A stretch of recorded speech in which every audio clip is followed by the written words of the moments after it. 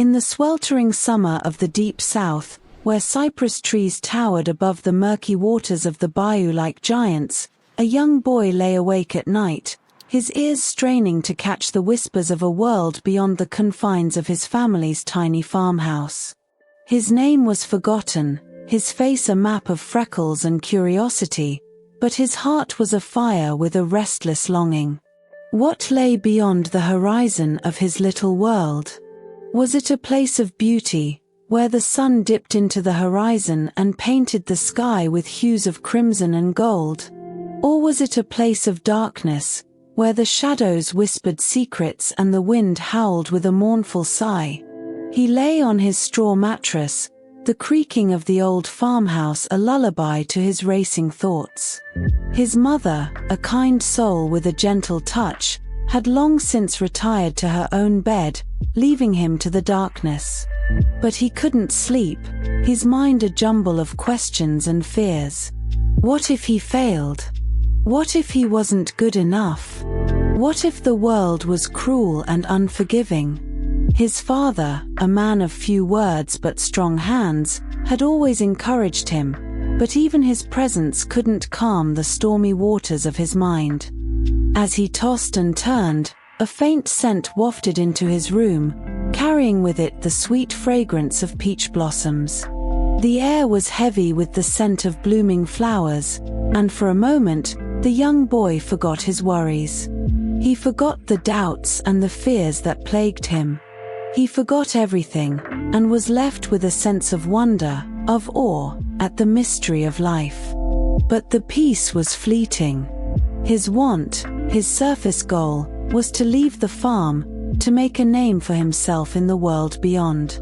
He dreamed of traveling, of seeing the cities, of meeting new people. He dreamed of being someone, of making a difference. But beneath this surface desire, a deeper need stirred. A need to prove himself, to show the world that he was more than just a poor, black boy from the deep south. A need to rise above the poverty and the racism that seemed to suffocate him at every turn. And it was on one of these restless nights, as the moon cast a silver glow over the farm, that the young boy received a knock on the door. It was a stranger, a man with a kind face and a twinkle in his eye. He introduced himself as George Washington Carver, a botanist from the nearby university. He had come to the farm to collect plant specimens, and had heard of the young boy's interest in science. The boy's heart skipped a beat as Mr. Carver spoke of the wonders of the natural world, of the secrets that lay hidden in the petals of flowers and the leaves of trees. For the first time in his life, the boy felt seen, felt heard. And in that moment, everything changed. As the seasons passed, the young boy's fascination with the natural world only grew. He spent countless hours in the fields, collecting plant specimens and studying their properties. He learned of the peanut, of its versatility and its potential. He saw the world in a new light, a world of possibility and wonder. But with this newfound knowledge came a new set of challenges. The land was poor, the soil depleted, and the crops struggled to grow. The boy's father, a proud man with a strong will, was skeptical of the new ideas and the stranger who had brought them. He worried that the boy was wasting his time, that the world was too cruel and too unforgiving. As the young boy navigated this treacherous landscape, he faced setback after setback. The crops failed, the soil grew poorer, and the community grew skeptical. He felt the weight of expectation on his shoulders, the pressure to succeed. His days were long and grueling, his nights filled with worry and doubt. But still he persisted, driven by a fierce determination to prove himself, to make a difference. He spent hours in the laboratory, experimenting with new techniques and new products. He spent hours in the fields, testing the limits of the peanut and the other crops he had discovered. But just when it seemed like things couldn't get any worse, a strange and unexpected event occurred. A devastating tornado swept through the region, leaving a trail of destruction in its wake. The boy's farm was among the hardest hit, the crops ruined and the buildings destroyed. The community was in chaos, the people struggling to come to terms with the devastation. And in the midst of this chaos, the boy felt a deep sense of despair. Had everything he had worked for been for nothing? Had all his hopes and dreams been crushed beneath the weight of the tornado? As the community came together to rebuild and recover, the boy found himself struggling to find his place. He felt lost and alone, his sense of purpose shaken to its core.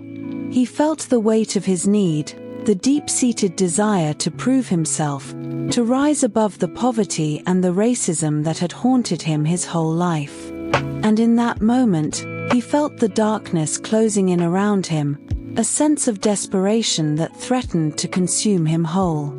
He lay awake at night, his mind racing with thoughts of failure and defeat. He felt the sting of tears in his eyes, the ache of a heart that was breaking. Sleep, dear listener, is like the gentle rain that falls on the parched earth, soothing the soul and calming the mind. Let it wash over you now, as you drift into a dream world of wonder and possibility. But for the young boy, there was no respite. The darkness seemed to grow deeper, the shadows closing in around him.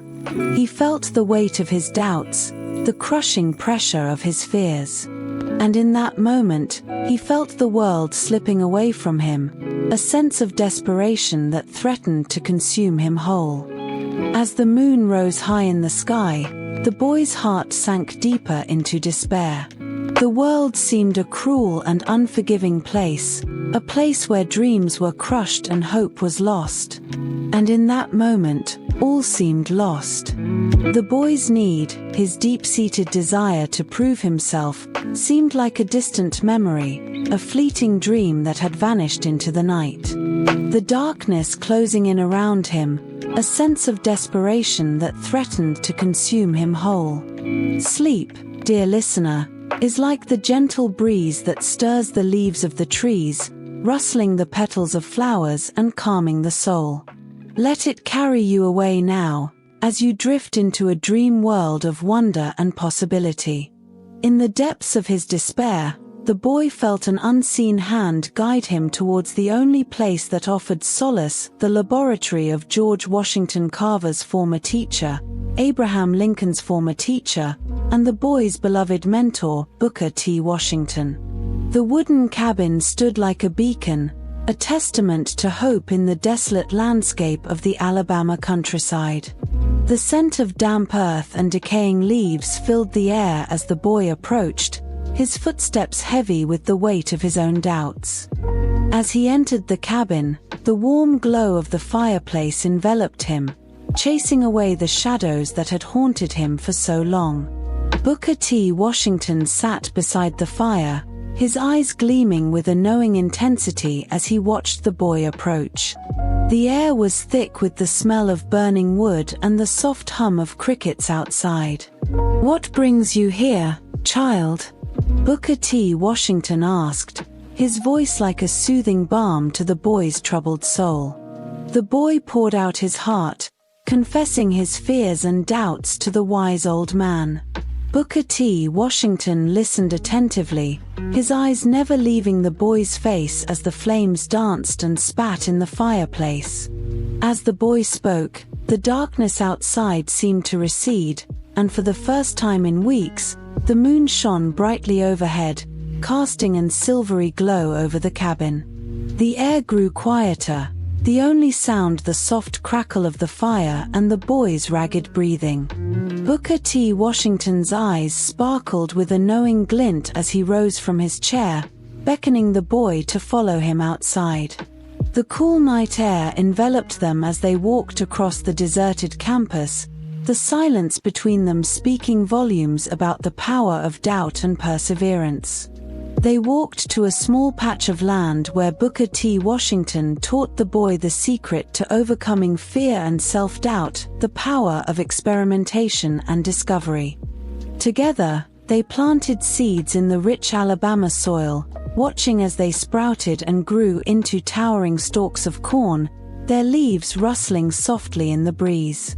The scent of fresh earth and growing life filled the air, and the boy felt his fears begin to dissipate, replaced by a sense of possibility and wonder. As they stood there, the night air seemed to grow quieter, the stars twinkling like diamonds in the sky above.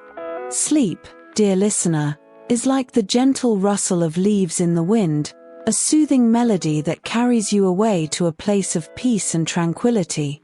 May the story of this boy and Booker T. Washington guide you to a place of self-discovery and growth, where the boundaries of what is possible are pushed ever outward. And so, the boy found what he had been searching for, not in the world outside, but within himself. Let that thought carry you now, as the night grows quiet. You have heard their story. Now rest in it. Subscribe to HISTOREST. Next week, we will meet another soul who changed the world one quiet decision at a time. Good night. May your dreams be sweet, like the scent of freshly baked cornbread wafting through the Alabama countryside. And may your heart be filled with the knowledge that within you lies a power greater than you ever thought possible, a power that can overcome even the darkest of doubts.